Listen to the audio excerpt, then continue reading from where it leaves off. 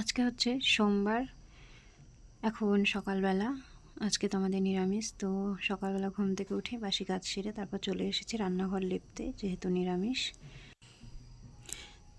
আজকের ভিডিওটা তাহলে এখান থেকেই শুরু করলাম।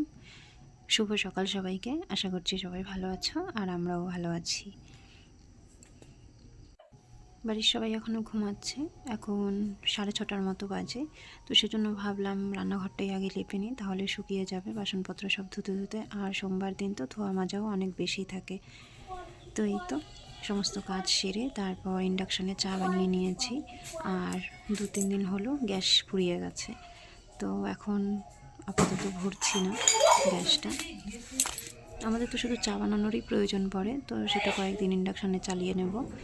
তো উনুন শুকিয়ে গেছে, এখন রান্নার ব্যবস্থাটাও করতে হবে। তো চলো আগে চাটা খেয়ে নিই। চা বানিয়ে রেখে এই ঘরে এসেছিলাম বিস্কিট আর মুড়ি নেওয়ার জন্য। তো এসে আবার ঘরটাকে একটু ভিডিও করলাম। শুকিয়ে গেছে। তো এই যে দেখো, আমাদের বাড়িতে দুটো শিউলি ফুলের গাছ আছে। একটা তো ছাগলে খেয়ে শেষ, আরেকটা গাছে এই যে এগুলো ফুল রোজ দিন ঝাড়ু দিয়ে ফেলে দিই, কারণ রাস্তার মধ্যে পড়ে। তো আজকে আবার ভেতর দিকে ডালটা ঘুরিয়ে দেওয়া হয়েছিল, তো বেশ কয়েকটা ফুল ভেতর দিকে পড়েছে বেড়া, তো সেগুলো কুড়িয়ে নিয়ে এসেছি। তো চাটা খেয়ে দিয়ে তারপর চলে এসেছি রান্নাঘরে। এখন ভাত বসিয়ে দিলাম। ছেলের স্কুল আছে আজকে, ছেলেকে হাফ বেলা স্কুল করাবো, মানে স্কুলে পাঠিয়ে দেবো। তারপর এক জায়গাতে যাওয়ার আছে, তো স্কুল থেকে মানে বাড়িতে নিয়ে এসে তারপর আবার সেখানে নিয়ে যেতে হবে। তো এখন চাল ধুয়ে নিচ্ছি, আর আমাকে আজকে সমুদ্র পাপা ভিডিও করে দিচ্ছে।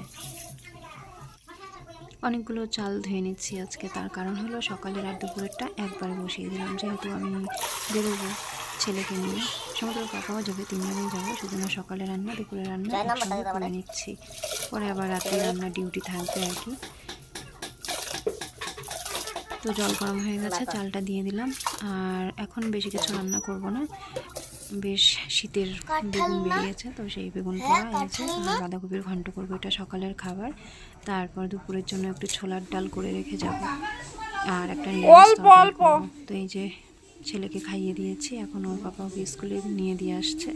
ওই ঘন্টা 2 পরে বাড়িতে নিয়ে আসবে, তারপর কিছু খাইয়ে ড্রেসটা চেঞ্জ করিয়ে নিয়ে চলে যাবো। রান্নাবান্না শেষ করে আমরা সবাই মিলে বাতাবি লেবু খেতে বসেছি। তো আমি যেহেতু ভিডিও করছি সেজন্য ওদেরকে তুলেছি। তো এক একজনের মুখের এক্সপ্রেশনটা দেখো কেমন, মনে হয় যেন তেঁতুল খাচ্ছে।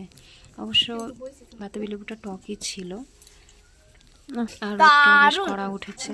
তারুণ কইল না। আমি স্নান করতে যাব, স্নান করে রেডি হব, তার আগে ওদেরকে খেতে দেখে আমারও লোক মানে সামলাতে পারলাম না, তো আমি ওদের সঙ্গে বসে গেলাম খাওয়ার জন্য।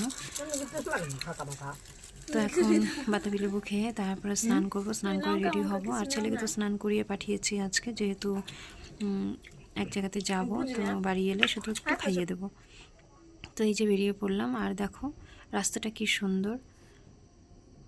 আর খুব কড়া রোদ উঠেছে, যদিও রোদটা এখন খারাপ লাগছে না, কারণ একটু একটু ঠান্ডা পড়েছে। তো রাস্তার দুপাশে চা বাগান, আর সবুজে সবুজ অনেক গাছপালায় ভরা। আর চা বাগানে তো এমনিতেই গাছ থাকে, চা বাগানে ভীষণ ছাওয়ার দরকার পড়ে, বেশি রোদ পেলে চা বাগান নষ্ট হয়ে যায়। তো আমার বাপের বাড়ি যেখানে, সেটা বাগান এরিয়া, মানে আশেপাশে অনেক চা বাগান আছে, সেজন্য আমি এতটুকু জানি, সেটাই তোমাদের সাথে শেয়ার করলাম। আর যেখানে যাচ্ছি সেটাই তোমাদের বলা হয়নি। আমরা এত বছর বাইরে থাকাকালীন সমুদ্র রেশন কার্ডটা আমরা বানাইনি। তো ওদের বাড়ি থেকে মানে ওর ঠাম্মি দাদু জমা দিয়েছিল, কিন্তু হয়নি। তো আমরা কয়েক মাস আগে জমা দিয়েছি, সম্ভবত রেশন কার্ডটা হয়ে গেছে, কিন্তু আধার কার্ড ছাড়া হচ্ছে না, মানে দিচ্ছে না।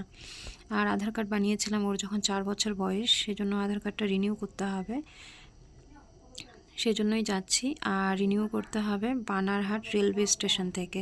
তো সেজন্যই যে রেলওয়ে স্টেশনে এসেছি। আর এখানে এসে তো সমুদ্র ভীষণ খুশি, ও তো কিছুই বোঝে না, বারবার বলছে মামাম আমরা কোথায় যাব, মামাম আমরা কোথায় যাব। তো আমি বললাম মামার বাড়িতে যাব, আমার বাপের বাড়ি শিলিগুড়িতে।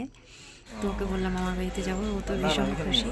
তারপর বুঝিয়ে বললাম, বলার পরে মনটা খারাপ হয়ে গেল। তো বললাম যে তোমাকে অন্য একদিন ট্রেনে করে নিয়ে যাব। তো এখনই একটা ট্রেন আসবে, আর ট্রেনটা শিলিগুড়িতেই যাবে। দেখে আমারও মনটা চাইছিল যেন আমিও ট্রেনে উঠে চলে যাই। আসলে বাপের বাড়ি তো সবারই একটা দুর্বলতা থাকে, আর আমিও অনেকদিন হয়ে গেল যাই না, প্রায় 6-7 মাস হয়ে গেছে। ভাই এসেছিল, তো বাবার জন্য মনটা খারাপ, 6-7 মাস হয়ে ছেলের পরীক্ষা আছে ডিসেম্বরের 2 তারিখ থেকে। পরীক্ষা শেষ হয়ে গেলে তারপর যাবো, গিয়ে কয়েকদিন থেকে আসবো। তো এই যে ট্রেনটা এসছে, কেউ নামছে কেউ উঠছে, তো দেখে মনে হচ্ছে যেন উঠে যাই, কিছু করার নেই। সমুদ্র হাঁ করে তাকিয়ে দেখছে। আর ট্রেনটা আসার সাথে সাথে কেমন একটা দুর্গন্ধ এলো, সেজন্য নাকে হাত দিয়েছিলাম। তো এখনও ওর পাপার হাত ধরে দাঁড়িয়ে দেখছে।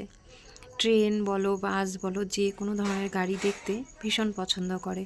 তো সেখান থেকে কাজ সেরে তারপরে এখন যাচ্ছি আবার এক বাড়িতে। এখানে সমুদ্রের পাপা আগে কাজ করেছে এই বাড়িটাতে, জানালার গ্রিল এসব আর কি, দরজা। তো এখানেই ডেকেছে, একটু কাজ আছে, তো বললো একটু দেখে যেতে।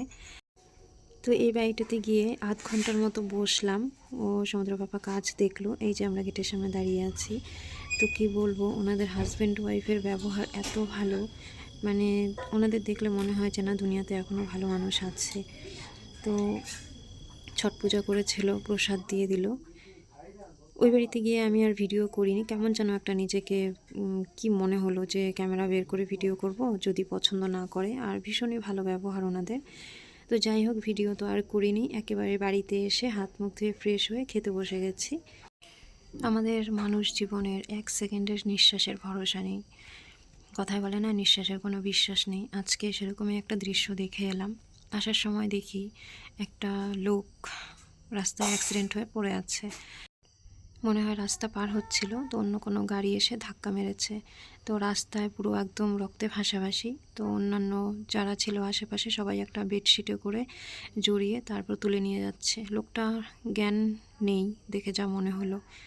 তো এই হলো পরিস্থিতি আর কি। রাস্তাঘাটের বেরোতেই এখন ভয় লাগে, কার বিপদ কোথায় বসে আছে কে বলতে পারবে। তো আজকের এই ভিডিওটা এই পর্যন্তই। দেখা হচ্ছে পরের ভিডিওতে। সবাই ভালো থেকো, বাই।